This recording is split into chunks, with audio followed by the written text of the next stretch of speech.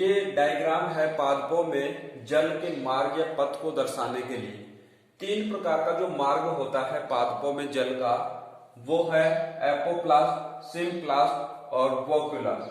मतलब पहला जो है उसको हम बोलते हैं अपलवक पथ, सिम्प्लास्ट है उसको हम बोलते हैं संलवक पथ और वोक्युलर को बोलते हैं रसधानीय। तो ये तीन जो मार्ग या पथ हैं, इनको हम इस डायग्राम के द्वारा समझेंगे कि किस प्रकार से जल कहां से प्रवेश करेगा। तो इसमें पहले आप इस डायग्राम को देखें। डायग्राम का नाम क्या होगा? पादपों में जल का मार्ग या पथ। ये बीच में जो संरचना है वो पादपों में रिक्तिका पाई जाती है। बाहर है कोशिका भित्ति, ये वाली कोशिका भित्ति के नीचे कोशिका झिल्ली, बीच में जो ये मार्ग है, ये वाला जो मार्ग है इसको बोलते हैं प्लाज्मोडेस्मेटा, प्लाज्मोडेस्मेटा। और ये जो बीच में संरचना देख रहे हैं पूरी रिक्तिका के बाहर का जो आउटर है वो कहलाता है टोनोप्लास्ट। अब ये सिंपल सी परिभाषा, तीनों परिभाषा चित्र से आप आसानी से समझ जाएंगे। एपोप्लास्ट है मतलब अपलवक पथ किसे कहेंगे? तो इसकी परिभाषा देखिए चित्र में।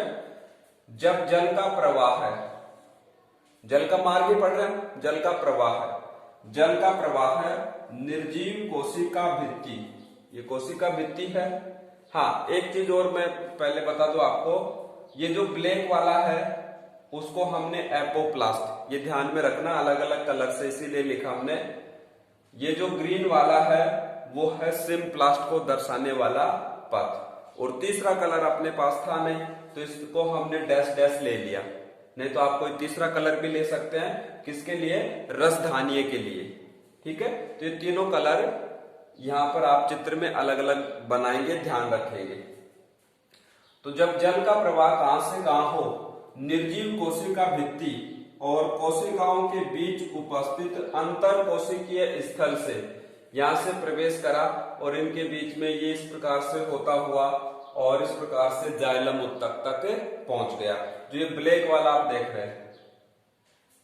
ठीक है, जब जल का प्रवाह है निर्जीव कोशिका भित्ति और कोशिकाओं के बीच उपस्थित अंतर कोशिकीय स्थल है उनसे होते हुए आगे पहुंचे, तो इस प्रकार के पथ को एपोप्लास्ट या अपलवक पथ कहते हैं।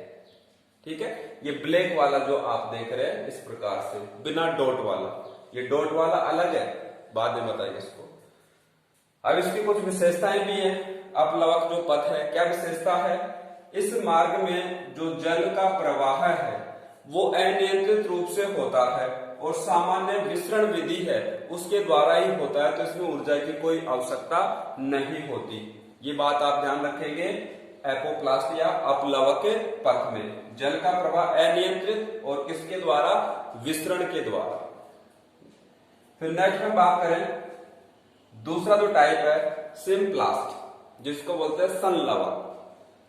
जब जल प्रवाह है एक कोशिका से दूसरी कोशिका, एक कोशिका से दूसरी कोशिका में जीव द्रव्य द्वारा प्रवेश करता है। तो देखिए इसके लिए हमने ग्रीन वाला ये आरेख बनाया है, ये जो हरा है तो ये क्या है? एक कोशिका से दूसरी, तीसरी, चौथी कोशिका है तो उसमें किसके द्वारा? जीव द्रव्य द्वारा। ये हम बनाना यहाँ पर भूल गए।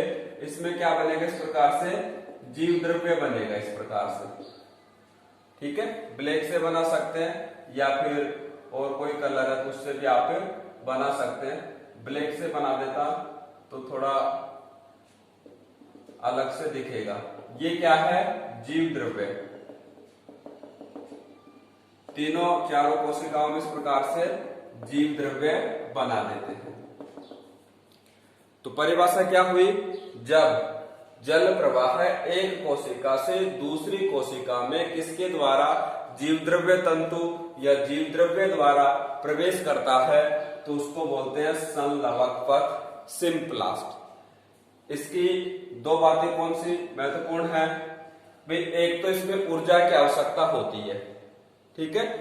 और दूसरा, जैसे अपलवक है वो विसरण द्वारा हो रहा था, संलवक है वो किसके द्वारा हो रहा है, परासरण के द्वारा जल प्रवाह है संलवक में होता है।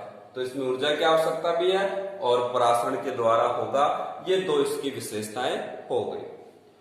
तीसरा टाइप है रसधानीय पथ, अपलवक पथ, संलवक पथ, और तीसरा टाइप है रसधानीय पथ। जो ये डॉट डॉट से हमने दर्शाया, इस प्रकार से डॉट डॉट से ब्लैक वाला, वो रसधानीय पथ को दर्शाता है। तो क्या परिभाषा होगी कि इस प्रकार का जो जल प्रवाह है रसधानीय वाला, वो एक कोशिका से दूसरी कोशिका में जीवद्रव्य कला के द्वारा प्रवेश करता है, न कि प्लाज्मोडेस्माटा। अब ये जीवद्रव्य कला है, ये प्रवेश कर गया सीधा, इसको हम बोलेंगे टोनोप्लास्ट, और ये जो मार्ग था वो था प्लाज्मोडेस्माटा।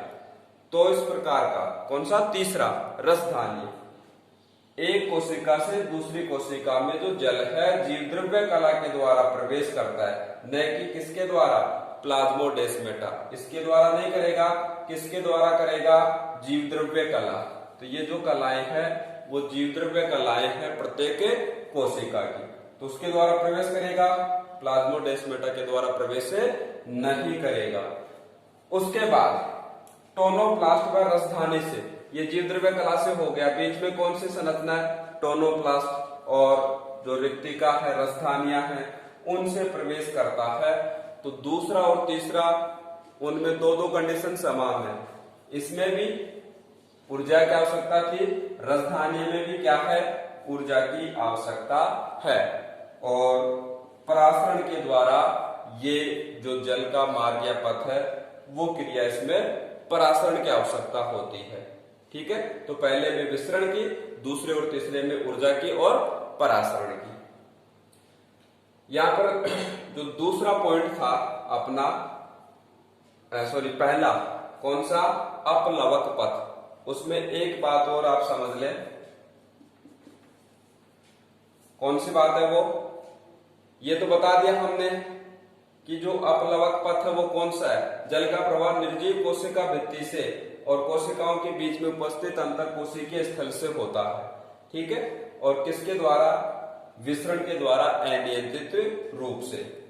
अब कई बार क्या होता है, जो अंतःत्वचा होती है पादप कोशिकाओं की अंतःत्वचा, उसमें ये जो अपलवक पथ है वो उपयोग में नहीं आता। क्यों नहीं आता, क्योंकि अंतःत्वचा है उसमें एक पदार्थ जमा हो जाता है, और वो कौन सा पदार्थ है, सुबेरिन उपस्थित होता है। और अंतःत्वचा में जो जल प्रवाह है वो किसके द्वारा होगा, कोशिका कलाओं के द्वारा। ठीक है भाई, अपलवक क्या है, निर्जीव कोशिका भित्ति और कोशिकाओं के बीच में अंतर कोशिकीय अवकाश से होता है, परंतु अंतःत्वचा में नहीं हो रहा है। क्यों, क्योंकि अंतःत्वचा में एक पदार्थ जमा है, कौन सा, सुबेरिन, और इस कारण से अंतःत्वचा में जल का प्रवाह यदि पूछा जाए तो आप क्या बताएंगे, कोशिका कलाओं द्वारा। और इस कारण से अंतःत्वचा है उसके लिए एक विशेष पथ हो गया, और उस पथ को बोलते हैं पारकला पथ। तो तीन पथ तो ये हो गए, अपलवक पथ, संलवक पथ, रसधानीय पथ, और अंतःत्वचा के लिए आपको ध्यान में रखना है कौन सा, पारकला पथ।